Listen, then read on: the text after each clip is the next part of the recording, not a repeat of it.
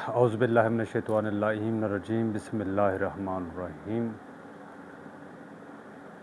تعریف ہے خدا لم یزل کے لیے جو بے مثل و بے مثال یکتا وحدہ لا شریک۔ درود ہے محمد و آل محمد کے لیے۔ اظہار بیزاری ہے دشمنان اہل بیت علیہ السلام سے۔ آپ تمام ملت اسلامیہ کو اور خصوصاً بالخصوص مومن و مومنات کو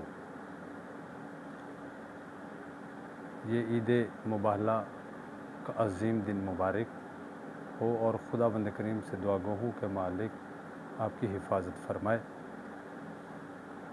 2-4 منٹ آخر یہ مباہلہ کیا ہے، یہ عید مباہلہ کیا ہے اور کیوں ہے؟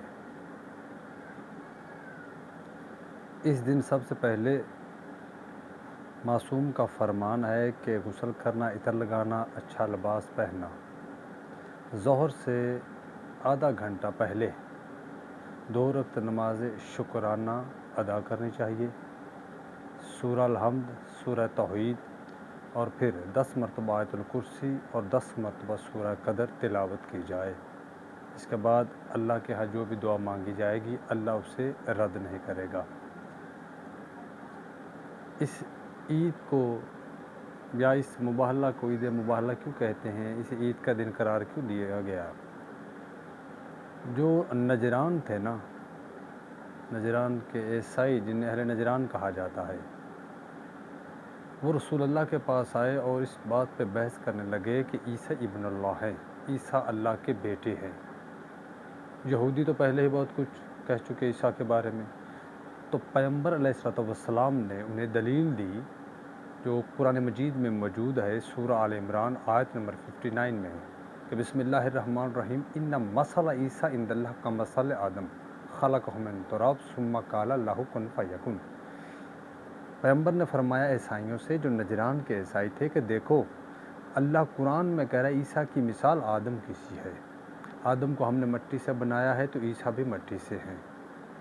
انہوں نے کہا نہیں، چونکہ عیسیٰ کے باپ نہیں ہیں اس لیے عیسیٰ ابن اللہ اللہ کا بیٹا ہے، عیسیٰ کی ماں ہے۔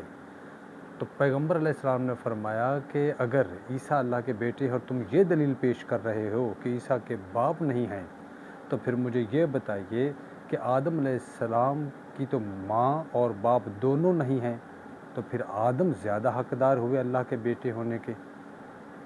بہرحال ڈیبیٹ چلی، کوئی معاملہ طے نہ ہوا۔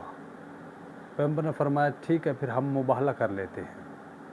9 ہجری 24 ذی الحج کو یہ مباہلہ ہوا، جب 2 گروہ 2 پارٹیوں کے درمیان علمی استدلال کے ذریعے سے بحث کی جائے اور کوئی نتیجہ اخذ نہ ہو سکے، اور ایک پارٹی، ایک گروہ، ایک جماعت یا ایک فرد مسلسل حق کو چھپا رہا ہو، حق سے پہلو تہی کر رہا ہو، تو پھر حکم ہے کہ مباہلہ کیا جائے اور جھوٹوں پہ لعنت ہوتی ہے۔ اب پیغمبر نے فرمایا ٹھیک ہے کہ ہم مباہلہ کرتے ہیں، کیونکہ تم دلائل کو تسلیم نہیں کر رہے۔ قرآن کی میں آیات سنا چکا ہوں کہ عیسیٰ کی مثال آدم کی سی ہے، اور آدم کے لیے اللہ نے پھر کہا کہ وَإِذْ قَالَ رَبُّكَ لِلْمَلَائِكَةِ إِنِّي خَالِقٌ بَشَرًا مِنَ الطِّينِ، میں مٹی سے بشر بنانے والا ہوں۔ تو آدم طین سے، مٹی سے، یہ بھی مٹی سے ہیں، عیسیٰ بھی، تو لہٰذا یہ ابن اللہ نہیں۔ بہرحال اب مباہلہ طے ہوا۔ لفظ مباہلہ کیا ہے؟ یہ لفظ بہل سے ہے۔ بہل، اونٹنی، بھیڑ، بکری، بھینس، اس کے پستان پہ جو تھیلی چڑھائی جاتی ہے نا تاکہ بچہ دودھ نہ پی سکے، دودھ کو محفوظ کیا جا سکے، اسے بہل کہتے ہیں، اور حفاظت کے نظام کو بہلہ کہتے ہیں۔ اب مباہلہ یہ پیغمبر علیہ السلام نے اس طرح کیا کہ حسنین کو لے کے چلے، آغوش میں حسین، انگلی کے ساتھ حسن، آگے رسول، پیچھے بطول اور پیچھے مولائے کائنات۔ سچائی کا ایک چھوٹا سا لشکر حق منوانے کے لیے گھر سے نکلا۔ اور ایک جملہ کہہ دوں یہیں پر، کمال دیکھیے، آگے رسالت، درمیان میں زہرا، پیچھے مولا علی، آغوش میں حسین، انگلی کے ساتھ حسن، بطول سینٹر میں ہے، یعنی نبوت اور ولایت کے توازن کو فاطمہ کہتے ہیں۔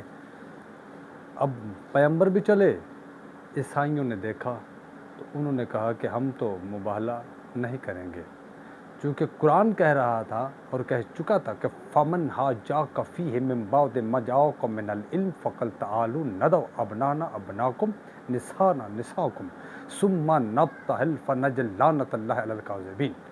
نبتہل کسی کے سپرد کرنا، اللہ کے حوالے کر دینا، اللہ پہ معاملے کو چھوڑ دینا، اور تبتل کا مطلب ہے گر گڑا کے دعا کرنا، ہاتھ بلند کر کے التجا کرنا اللہ کے ہاں کہ فیصلہ کر دے۔ یہ بندہ حق کو تسلیم نہیں کر رہا، حق سے منہ موڑ رہا ہے، اور جب مباہلہ کیا جائے تو کفیں الٹ دی جاتی ہیں، دستے دعا بلند ہوتے ہیں، گر گڑایا جاتا ہے، اور یہ سنت ہے معصوم کی کہ چھوٹے بچے اگر ساتھ چلے جائیں تو وہ بھی دستے دعا بلند کریں۔ بہرحال عیسائیوں نے دیکھا تو انہوں نے کہا کہ ہم ایسے نورانی چہرے دیکھ رہے ہیں کہ اگر یہ اشارہ کریں تو پہاڑ اپنی جگہ سے ہٹ جائیں۔ انہوں نے مباہلہ نہیں کیا، معافی طلب کی اور جزیہ دیا۔ اس طرح پیغمبر علیہ الصلوۃ والسلام بھی واپس آ گئے۔ تو یہ ہے مباہلہ کی ظاہری اور ہلکی سی ڈیفینیشن جو میں نے آپ کے سامنے بیان کی۔ انشاءاللہ تعالی نیکسٹ ٹائم اگلے موضوع پہ ہم گفتگو کریں گے۔ وما علینا الا البلاغ المبین۔ توفیق۔